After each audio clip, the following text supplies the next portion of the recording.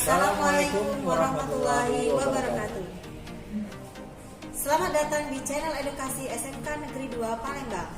Pada pertemuan kali ini kita akan membahas tentang jaringan fiber optik. Apa itu fiber optik? Fiber optik adalah saluran transmisi atau sejenis kabel yang terbuat dari kaca atau plastik yang sangat halus dan lebih kecil dari sehelai rambut, dan dapat digunakan untuk mentransmisikan sinyal cahaya dari suatu tempat ke tempat lain. Sumber cahaya yang digunakan biasanya adalah laser atau LED. Fiber optik adalah saluran transmisi atau sejenis kabel yang terbuat dari kaca atau plastik yang sangat halus dengan ukuran lebih kecil dari sehelai rambut. Digunakan untuk mentransmisikan sinyal cahaya dari suatu tempat ke tempat lain. Sumber cahaya yang digunakan biasanya adalah laser atau LED.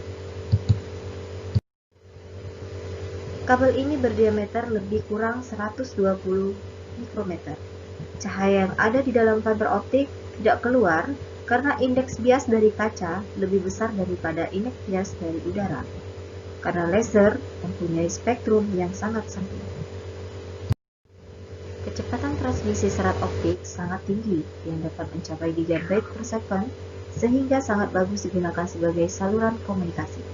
Sistem komunikasi yang menggunakan transmisi serat optik harus mengubah sinyal listrik menjadi sinyal cahaya pada sisi pengirim dan mengubah sinyal cahaya menjadi sinyal listrik pada sisi penerima. Kita lihat pada gambar, sumber optik itu sebagai sisi pengirim dan detektor optik itu sebagai sisi penerima. Struktur fiber optik terdiri dari 3. Yang pertama, core, yang kedua, cladding, yang ketiga, buffer coating. Core merupakan fiber kaca yang tipis menjadi media cahaya berjalan sehingga pengiriman cahaya dapat dilakukan. Sedangkan cladding merupakan lapisan luar yang melindungi inti dan memantulkan kembali cahaya yang terpancar keluar kembali ke dalam inti. Untuk buffer coating adalah selubung plastik yang bertujuan melindungi fiber dari kerusakan yang diakibatkan dari lengkungan kabel dan gangguan luar, misalnya kelembapan. Ada beberapa komponen penyusun pada fiber optik.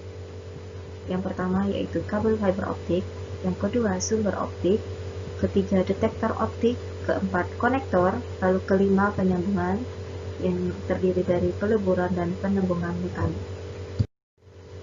Pembagian fiber optik dapat dilihat dari dua macam perbedaan, yaitu yang pertama berdasarkan mode yang dirambatkan terdiri dari single mode dan multi mode.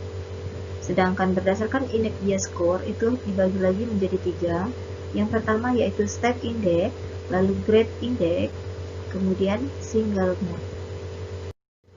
Jika berdasarkan mode rambatan, kita lihat untuk yang posisi single mode, kabel single mode dapat menjangkau jarak yang lebih jauh dan hanya mengirim satu sinyal pada satu waktu. Fiber optik dengan inti core yang sangat kecil, biasanya sekitar 8,3 mikron, diameter intinya sangat sempit mendekati panjang gelombang, sehingga cahaya yang masuk ke dalamnya tidak terpantul-pantul ke dinding selongsong atau cladding. Ya. Kabel untuk jenis ini paling mahal, tetapi memiliki pelemahan kurang dari 0,3 dB per kilometer, sehingga memungkinkan kecepatan yang sangat tinggi dari jarak yang sangat jauh, yaitu standar terbaru untuk kabel ini adalah T G.652D dan G.657, itu untuk tipenya ya. Sedangkan multimode, ini mau gambar untuk multimode, kabel multimode mengirimkan sinyal yang berbeda.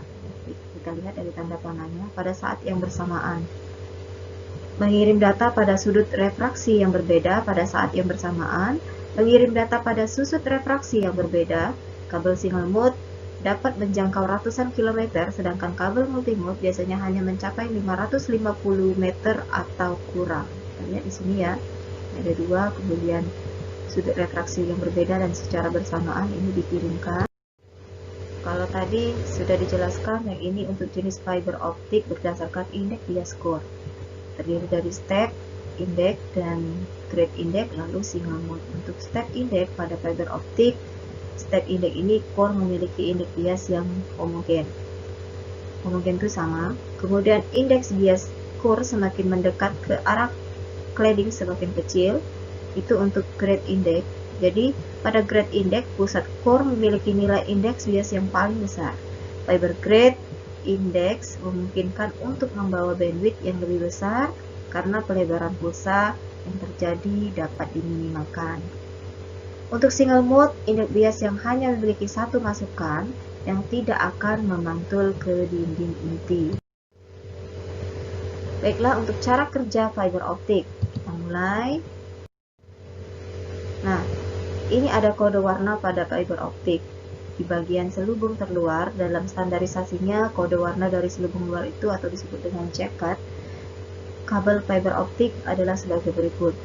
Untuk warna kuning, artinya fiber optik single mode. Untuk warna oranye, fiber optik multi mode. Untuk warna aqua, optimal laser 10 GB 50/125 km fiber optik multimode. Warna abu-abu, kode warna fiber optik multimode yang tidak digunakan lagi. Biru, kadang masih digunakan dalam model perancangan. Lalu ada kode warna pada fiber optik. Konektor pada kabel fiber optik, sambungan ujung terminal atau disebut juga dengan konektor, biasanya memiliki tipe standar seperti FC atau disebut dengan fiber konektor, lalu SC subscriber konektor, ST atau disebut dengan strike tip, Biconic, lalu D4 SMA. D4 SMA. Nah, ini kita lihat dari gambarnya. Untuk yang F SMA warnanya kuning. Kemudian selanjutnya T, ST warna pink. Lalu yang lainnya juga menunjukkan model yang berbeda dengan tipe yang berbeda juga dengan memiliki kode-kode. Ini ada SC, ada SMA, ada SCONI, ada apa lagi nih? FC per PC, ada E2000 FPC. Kode warna pada fiber optik. Untuk kode warna pada konektor, selain itu pada konektor tersebut biasanya menggunakan warna tertentu dengan maksudnya sebagai berikut. Untuk warna konektor berwarna biru, yang paling umum digunakan untuk fiber optik itu single mode. Sedangkan untuk warna hijau sudah tidak digunakan lagi untuk fiber optik multimode. Lalu ada abu-abu krem, fiber optik multimode. Sedangkan warna merah adalah penggunaan secara khusus. Beberapa keuntungan menggunakan fiber optik. Di sini ada 8 poin. Yang pertama, dimensinya kecil dan ringan. 2. Bebas dari interferensi elektromagnetis. 3. Tidak ada bahaya loncatan bunga api. 4. Tidak mungkin terjadi gangguan hubungan singkat. 5. Tahan terhadap pengaruh kimia dan suhu sehingga cocok dengan kondisi di daerah tropis. 6. Tidak berkarat. 7. Tingkat keamanan yang lebih tinggi. 8. Lebar jalur besar dan kemampuan dalam membawa banyak data dapat membuat kapasitas informasi yang sangat besar dengan kecepatan transmisi mencapai gigabyte sehingga bisa mengantarkan informasi jarak jauh tanpa penghambat. Untuk kelemahan menggunakan fiber optik, dari segi harga itu relatif mahal, kemudian dalam hal penyambungan itu memerlukan alat yang khusus dan memerlukan keahlian serta ketelitian dalam penyambungan kabel fiber optik. Kegunaan fiber optik, karena fiber optik memiliki kecepatan transmisi yang sangat cepat hingga mencapai gigabit per second, maka dengan keuntungan ini fiber optik sering dimanfaatkan antara lain sebagai instalasi jaringan, kemudian yang kedua untuk telekomunikasi. Demikianlah penyampaian materi dari kami. Semoga bermanfaat. Terima kasih. Wassalamualaikum warahmatullahi wabarakatuh. SMK bisa.